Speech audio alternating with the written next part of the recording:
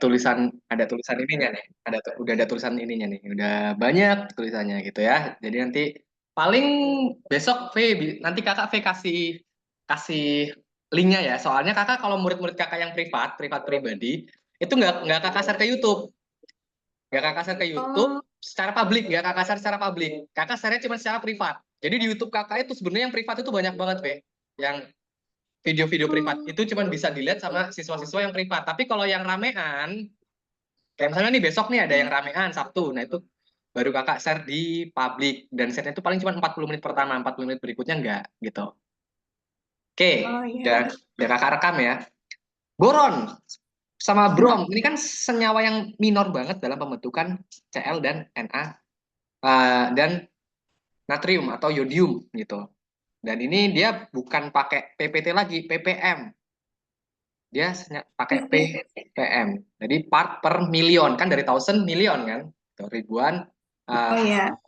tuh dia pakai part ppm-nya. Nah, sejauh ini bisa dipahami nggak, P? Bisa. Nah, sebelum kita belajar hitungannya, nah ini yang tadi kakak sebutkan, P. Jadi di sini P lihat yang tadi kakak sebutin, kenapa sih kok Samudra Atlantik itu salintasnya itu paling tinggi, bahkan di atas 37 nih, ya kan? Dalam tingkatannya, Eh, Atlantik, Atlantik ini adalah salinitas tinggi. Nah, tertinggi ke satu. Sedangkan yang kedua itu Samudra Hindia, ada di kisaran 36 di sini kan?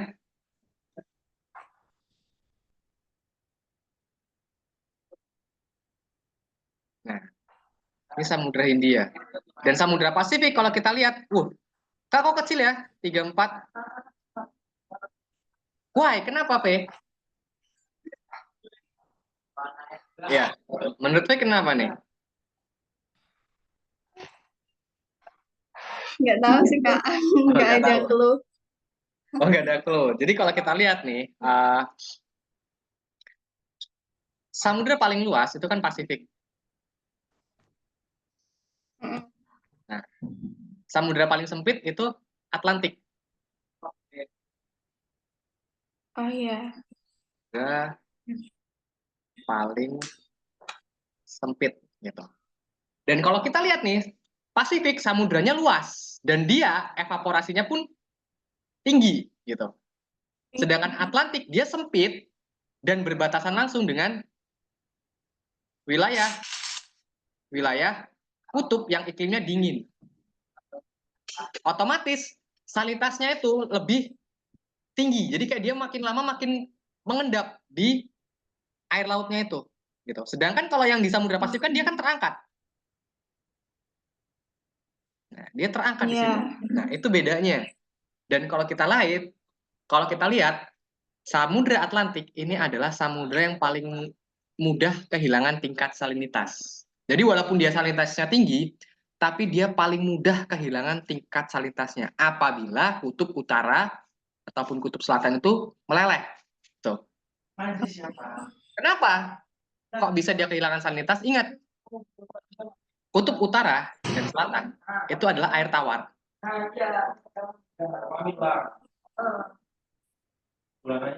Senyawanya air tawar apa, Be? Oh Oh nggak ya, tahu. oh IPS ya lupa kakak. Oke, air tawar itu H2O, gitu ya. Jadi kalau air tawarnya itu kutubnya itu meleleh, masuk senyawa H2O, nah dia akan memperlemah. Jadi ibaratnya air garam nih dimasukin sama air tawar. Kalau air tawarnya jumlahnya lebih banyak, itu pasti kan kadar garamnya kan berkurang kan? Gitu, Iya. secara sederhananya. Nah, itu juga yang berlaku bagi Samudra Atlantik dan ini juga berlaku di Samudra Pasifik juga. Tapi yang paling berpengaruh itu adalah Samudra Atlantiknya. Gitu. Paham nggak sejauh ini, Pe? Kalau Samudra Arktik itu termasuk apa enggak? Nah, Arktik sejak tahun era milenium, Arktik itu sudah dikeluarkan dalam tingkatan laut. tingkatan samudra. Jadi ahli oceanografi itu berpendapat bahwa samudra Arktik itu udah nggak bisa masuk sebagai samudra lagi, dia digolongkan sebagai laut Arktik gitu, P. Jadi secara garis besar samudra yang disepakati oleh ahli-ahli oceanografi dunia itu cuma ada 3, Pasifik, Hindia, sama Atlantik gitu, P. Ya. Oke, kalau kita lihat di sini nih. Nah, ini yang tadi kakak sebutin. Ini kandungan berapa? Ini sebenarnya masih banyak yang 00 ini tadi nggak kakak sebutin ya. Ini adalah kandungan yang paling banyak urutannya di air laut. Kak, kenapa H2O nggak ada? H2O nggak ada karena dia adanya di air tawar gitu. Dan kalau kita lihat nih, P bertanya-tanya nggak? Kok bisa sih garam itu ada di laut gitu? Sumber utama itu dari mana gitu? Dari tadi kan kakak ngejelasin garam yang pakai senyawa klor gini, ya kan? Ya. Ini kok bisa sih air laut itu asin? Sumber asinnya itu dari mana? Apa keringat ikan gitu kan? Kalau orang-orang yang pahpoh gitu kan? Ya sih. Nah, itu dari mana, Kak? Nah, makanya kakak mancing-mancing nih. Kok tanya gini? Dia kok bisa asinnya itu dari mana gitu? Jadi garamnya ini kok dia bisa jadi sumber garam itu diakibatkan oleh proses weathering. Apa itu weathering, P? Cuaca? Weather. Pelapukan gitu. Oh, pelabuh. Nah, dia dari proses pelapukan batuan. Nah, ini garam bisa dari proses pelapukan batuan-batuan, sama dia juga bisa dari gas-gas yang keluar dari punggung samudra. Nah, kalau P belum menguasai geomorfologi, kalau punggung samudra kan dia diakibatkan oleh apa, P? Gerak? Tektonik? Iya, gerak tektonik yang apa nih? Divergensi lempeng. Oh, nggak tahu. Berarti, masih basic banget ya, P ya? Iya, Oke. soalnya kemarin itu nggak belajar yang awal-awal itu, Kak. Kayak cuma belajar Hmm. yang dinamika. Oh, gitu. Jadi ini soalnya dalam geografi itu ranah kesatuan ya. Kalau kita nggak tahu morfologi laut kan berhubungan dengan pembentukan tektonik gitu. Kayak palung aja, kakak ambil contoh. Palung kan Ya. suatu morfologi laut yang berbentuk huruf V dengan kedalaman lebih dari 6.000 meter. Ini sambil kita flashback ya. Nah, kalau kita nggak tahu tektonika lempeng yang membentuk palung kan kita bahaya gitu. Karena apa? Punggung laut itu diakibatkan oleh divergensi lempeng. Kalau palung laut disebabkan oleh subduksi lempeng. Gitu.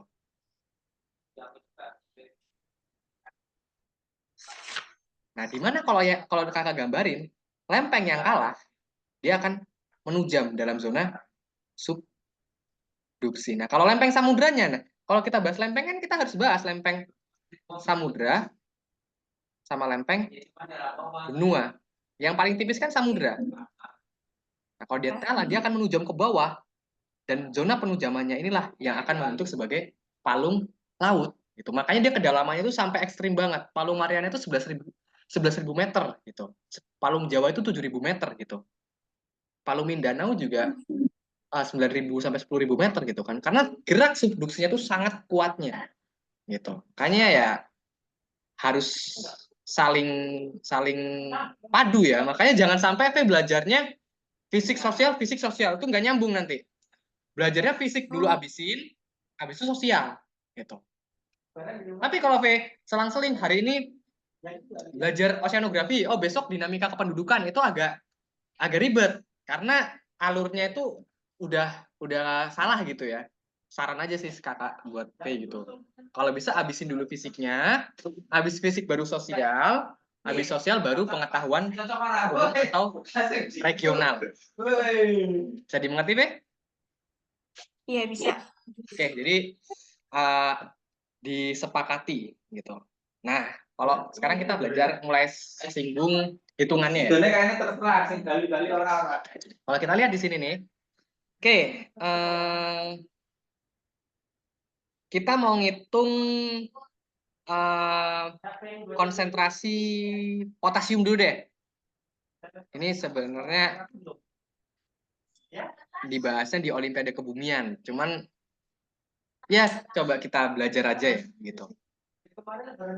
Potasium kan K plus gitu.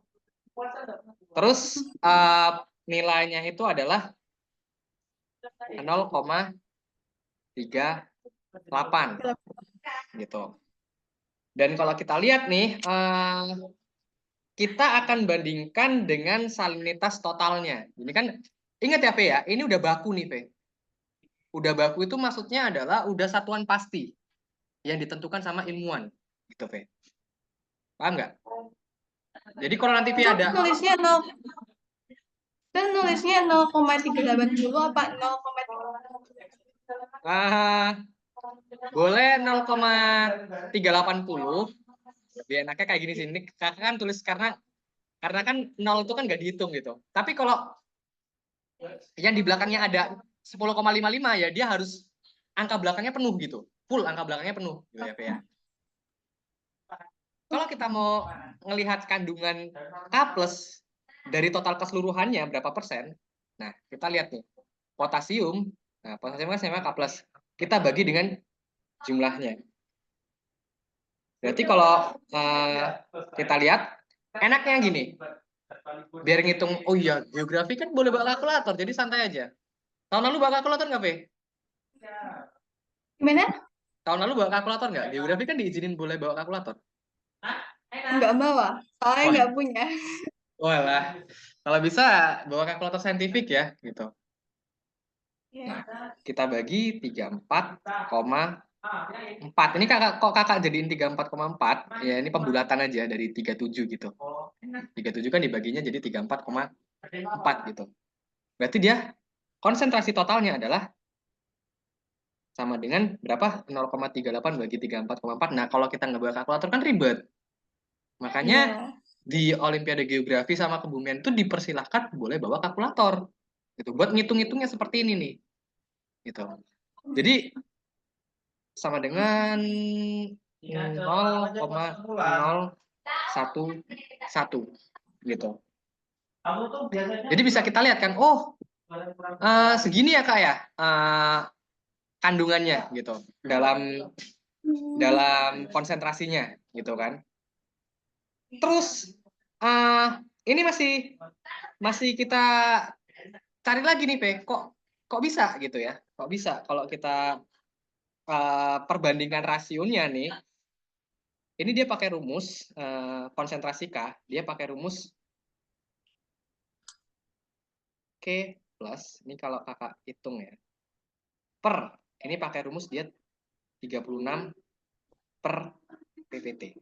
Kenapa pakai 36? Karena 36 itu adalah rata-rata salinitas air laut seluruh dunia. Gitu. Paham nggak? Rata-rata sama kisaran normalnya itu beda. Karena kan kalau kisaran normalnya itu 30 sampai 35. Ya, 30 sampai 35. Tapi kalau dirata-ratakan, di belakang koma ini, nanti ada pembedaannya kayak kalau Samudra Atlantik itu 36,9 berapa, Samudra Pasifik 36,6 berapa gitu. Ini rata diambil tingkat keseluruhannya aja gitu. Ini kakak ada datanya juga itu nanti kakak tunjukkan V, cuman itu lebih pentingnya buat kebumian sih, karena kebumian itu sebenarnya hitungan ini hitungannya ranah kebumian V gitu.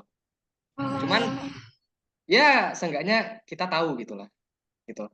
Dan ini kan nggak ada kalkulator statistiknya ya, jadi yang pada saat ini V lagi privat kan nggak bawa kalkulator statistik. Kalau nggak punya minjem nggak apa-apa, kalau mau beli ya lebih bagus gitu, lebih bagus daripada nanti, karena apa ya P ya, kalau kita nggak beli nanti dalam dinamika kependudukan itu ada perhitungan laju penduduk yang pakai rumus in gitu. Tapi tahun lalu boleh pakai kalkulator HP. Nah itu kalau tempat kakak nggak boleh di Lampung itu peraturannya harus kalkulator saintifik gitu. Cuman nggak tahu di Jawa Timur. Jawa Timur boleh toh? Nggak tahu sih kalau di sekolahku kemarin boleh, Oh, karena yang jaga nggak ketat. oh kalau kalau di tempat kakak itu sama sekali nggak boleh pakai HP gitu. Jadi harus full ditunjukin kalkulator statistiknya gitu kan. Kalau enggak ya degradasi, didiskualifikasi gitu, Pe.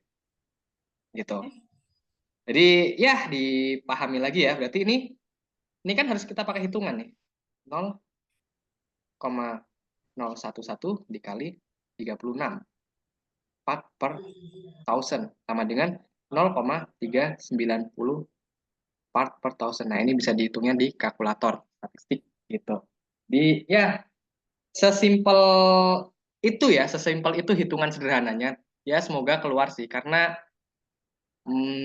di geografi nih yang kakak kan ngelatih olimpiade itu udah hampir 10 tahun ya.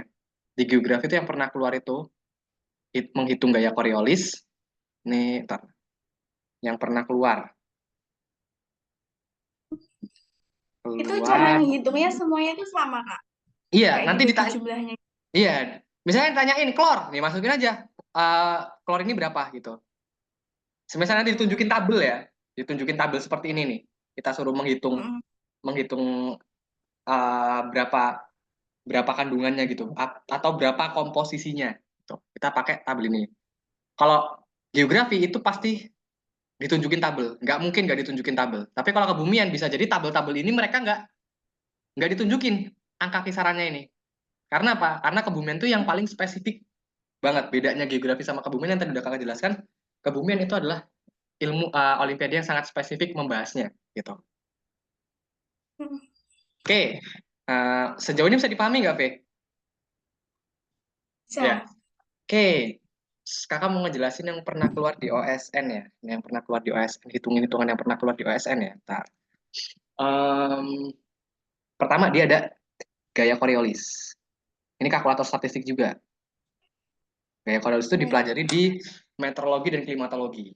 Tuh, karena apa? Dia rumusnya 2 sin dikali letak lintang kali kecepatan angin gitu.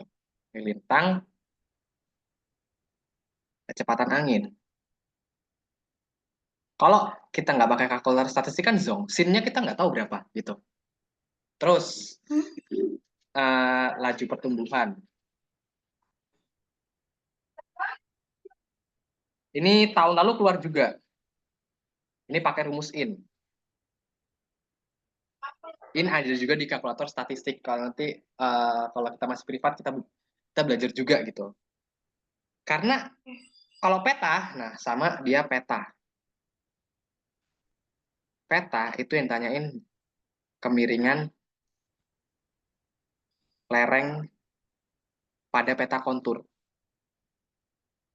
Dan nanti ada, kalau yang udah ada interval konturnya, kan interval kontur kan mudah tuh. CI sama dengan 1/2000, penuh dengan rumus gitu. Enaknya gitu. Jadi ada rumusnya semua. Ya. Kita kalau hitungan ya, Fe ya, hitungan itu jawabannya tuh pasti. Kalau kita bisa ngitung, udah otomatis kita dapat +3. Ya. Tapi, kalau kita takut sama hitungan, lawan kita lawan kita yang kuat hitungan, dia bisa ngambil poinnya di situ. Jadi saran kakak, hitungan dijawab, jawab, pengetahuan umum, jawab. Hmm. Karena apa? Dua hal ini yang dihindari oleh ada banyak pejuang geografi yang menghindari dua hal ini. Ketika kita kuat di dua hal itu, otomatis kita lebih kuat lagi gitu. Dan yang pernah keluar juga perhitungan luas tanah. Luas tanah dan hasil panen. Hasil panen petani ya. Berarti kan itu kan di geografi pertanian gitu. Jadi ya ribet banget ya ternyata ya. Gitu. Nggak ada olimpiade yang nggak ada hitungannya gitu. Makanya sejarah itu nggak masuk olimpiade karena pas sejarah nggak bakal kita temui pola perhitungan. Bener nggak? Iya. Tapi kok sosiologi nggak ada ya, Kak? Nggak ada juga karena apa? Mengkaji masyarakat gitu. Makanya sosiologi Oh. juga nggak ada. Karena ya cuma dinamika politik, dinamika kependudukan gitu. Sedangkan kalau geografi itu banyak banget hitungannya gitu. Jadi hmm, dimaklumi gitu ya. Kenapa? Kok gitu ya, sama aja kakak dulu pas OSN tuh ya belajar ngitung juga, bahkan kakak udah siap sedia kalkulator statistik gitu kan, udah bisa merepresentasikan garis kontur gitu. Oke, sejauh ini bisa dipahami, Ve? Bisa. Oke, Kalau aman. soal yang tahun 2023 kemarin kan kayak banyak banget yang peta-petanya kan, Kak. Nah, itu tuh aku Iya, agak bingung. Terus nyari soalnya lagi tuh di Google nggak ada. iya, Oh, karena jadi pus Puspresnas itu melindungi soalnya gitu. Bahkan kakak hanya dapat soal-soalnya itu dari murid-murid kakak yang tembus ke nasional gitu. Dia dikasih ulikan soal ulangannya gitu. Dan nanti soal 2023 akan keluar di simulasi OSN 2024 gitu. Makanya kalau soal diperhatikan. simulasi itu biasanya hampir sama apa nggak sama soal yang asli? Enggak, Atau beda simulasi itu jauh? beda. Kayak simulasi simulasi itu biasanya OSN terdahulu, soal-soal OSN terdahulu gitu. Dan enaknya lagi adalah ini kakak berbagi berbagi tips ya. Kalau kita tahu soal-soal Olimpiade Sains Provinsi, tahun lalu V tembus provinsi nggak? Oh, ya enggak. Enggak. Kalau soal OSN tingkat kota itu biasanya adalah ada turunan dari soal OSP sebelumnya. Jadi bisa jadi OSP 2023 diturunin soalnya ke OSN 2024 gitu. Karena polanya seperti itu. Bisa jadi di OSP Tapi 2000 OS, gimana? hmm, tapi OSP bukannya soalnya itu esai. OSP masih pilihan ganda. Tahun lalu Oh, masih pilihan ganda, OSP itu ada dua sesi. Satu sesi pertama itu adalah soal pilihan ganda. Sesi berikutnya tahun lalu itu full pilihan ganda semua. Bedanya adalah yang sesi 2 itu sulitnya setengah mati gitu. Kakak kan di sini kan ngajar ngajar olimpiade juga di sekolah. Jadi kakak perhatikan ada dua siswa kakak yang lolos ke provinsi, mereka bilang kak sesi 2-nya soalnya sungguh-sungguh susah gitu. Perhitungannya tuh hmm. bener-bener wuh, suruh ngitung IPM gitu kan. Jadi IPM tuh rumusnya banyak banget. Kalau kita nggak tahu, ngerinya di situ. Dan ternyata di murid kakak kan punya murid banyak gitu. Murid kakak yang lolos OSN 2022, lolos sampai tingkat nasional, itu di nasionalnya ternyata suruh menghitung IPM. Jadi bisa kakak tarik kesimpulan, IPM itu keluar di OSN tingkat nasional 2022, diturunkan ke tingkat OSN provinsi 2023. Gitu. Paham nggak? Oh, Jadi pola alurnya paham. selalu begitu. Dari tahun kakak ke 2014-15 pola alurnya selalu gitu. Cuman nggak semuanya, hanya ada satu atau dua soal. Gitu. Jadi ya, ternyata sungguh-sungguh memusingkan ya. Ya seperti itulah gitu ya. Oke, ada yang tanyakan lagi, Be? Sebelum kita lanjut? Nggak ada. Oke, kita lanjut ya. Pokoknya 19 hari ini ya hapus soal aja. Nah, ini yang data tadi kakak tampilkan. Ini kakak hapus. Nah, ini adalah eh, tingkatan dari salinitasnya 34,90 ini dibulatin jadi 35 ya. Kalau di rumus tadi kan dia ada di 36 part per thousand gitu. Nah, ini di kebumian kita harus tahu sampai ranah belakangnya. Tapi di geografi kita hanya tahu regionnya. Yang bahaya, P juga harus tahu ini region apa.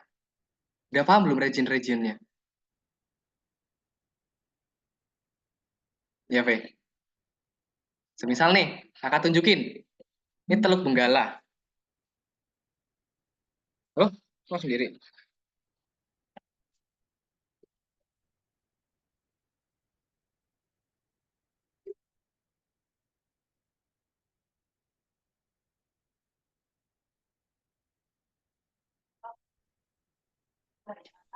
Oke. Udah masuk lagi, Be. Oke, udah jelas suara kakak? Cek, cek. Halo? Cek, halo? Udah jelas? Aman, P?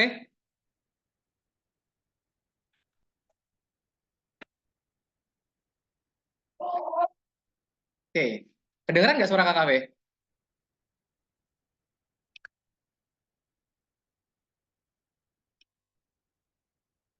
Gimana ini caranya?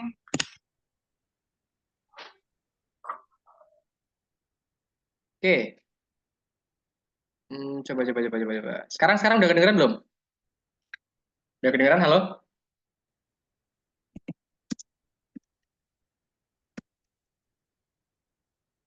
Oke, coba cek. Udah kedengeran, kan? Di tempat kakak suara V kedengeran. Oke, cek, halo? Kedengeran? Tes. Cek, halo? Kedengeran nggak suara kakak, V?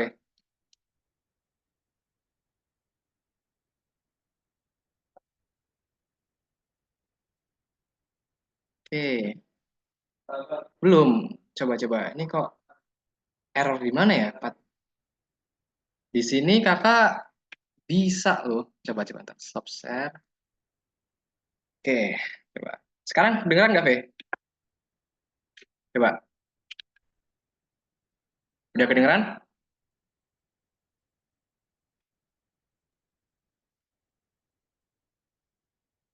Soalnya di mic kakak itu eh, agak itu tuh.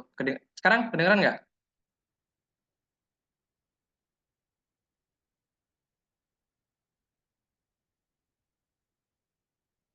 Coba, ntar ya.